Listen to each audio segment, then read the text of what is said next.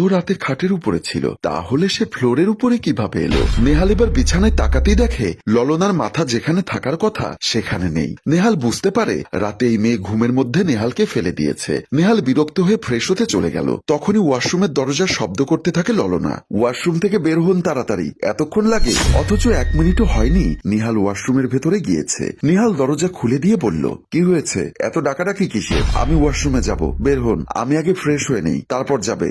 না, আগে আমি। বের হবেন নাকি মাকে ডাক দিব? যাকে ইচ্ছা ডাকো।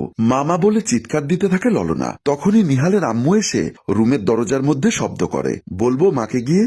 দূর, এ কথা বলে ওয়াশরুম থেকে বের হয়ে যায় নিহাল, আর ললনা ভেতরে চলে যায়। নিহাল গিয়ে দরজা খুলে দিতেই মা বলল, কিরে কি হয়েছে? কিছু হয়নি, এ কথা বলে রুম থেকে বের হয়ে যায় নিহাল। শোনো, এগুলো কাউকে বলতে যেও না, না হলে সবাই হাসাহাসি করবে তোমাকে নিয়ে। তোমার সাথে এখনো আমার কিছুই হলো না, আর তুমি বলছো তুমি প্রেগনেন্ট? কিছু হয়নি মানে? আমাদের তো বিয়ে হয়েছে। বিয়ে হলেই তো মেয়েরা প্রেগনেন্ট হয়, শুধু বিয়ে হলেই প্রেগনেন্ট হয় না, দুজনকে একসাথে থাকতে হয়। আমরা তো একসাথেই থাকি। এই মেয়ের কথা শুনে নিহালের ইচ্ছা করছে নিজের চুল নিজে ছিঁড়ে ফেলতে। যেখানে এখনকার বাচ্চারা এত আপডেট, সেখানে এই মেয়ে এত বোকা কিভাবে? মলিন কণ্ঠে নেহাল বলল, আমরা যেভাবে থাকি সেটার কথা বলছি না। স্বামী স্ত্রী যখন নিজেদের মধ্যে ভালোবাসা আদান প্রদান করে, তখন তাদের মধ্যে ফিজিক্যাল সম্পর্ক হয়, তখন একটা মেয়ে প্রেগনেন্ট হয়। আপনারা তো শক্ত কথা আমি বুঝি না। আমি প্রেগনেন্ট হতে চাই, আগে নিজেকে সামলাতে শিখতে হয়, তারপর বাচ্চা সামলাবে। তুমি নিজেই তো এখনো একটা বাচ্চা। কি?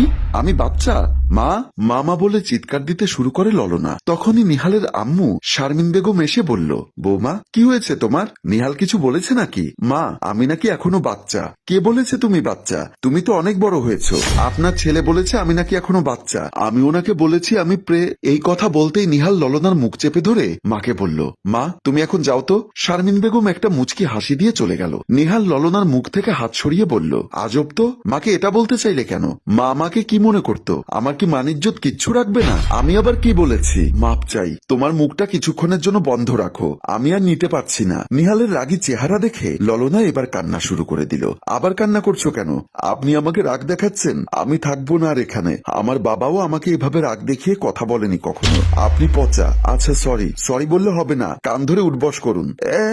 না, হ্যাঁ, না হলে আমি মায়ের কাছে বিচার দিব। কপাল খারাপ হলে যা হয়। নিহাল গিয়ে দরজা বন্ধ করে কান ধরে উঠবস করলো। নিহালের এমন অবস্থা দেখে খিলখিল করে হেসে দেয় ললনা। ললনা বলল, হয়েছে, আর উঠবস করতে হবে না, বিকালে আমাকে গল্প শোনাতে হবে। আচ্ছা ঠিক আছে। এই তো গুড বয়। নিহাল রুম থেকে বের হয়ে গেল। দেখতে দেখতে বিকাল হয়ে গেল। নেহাল ললনাকে গল্প শোনাতে শুরু করলো। এরপর নেহাল ললনাকে বলল, কিছু খাবে? হ্যাঁ। কি খাবে? চুমু। কথাটা শুনে নিহাল চমকে ওঠে।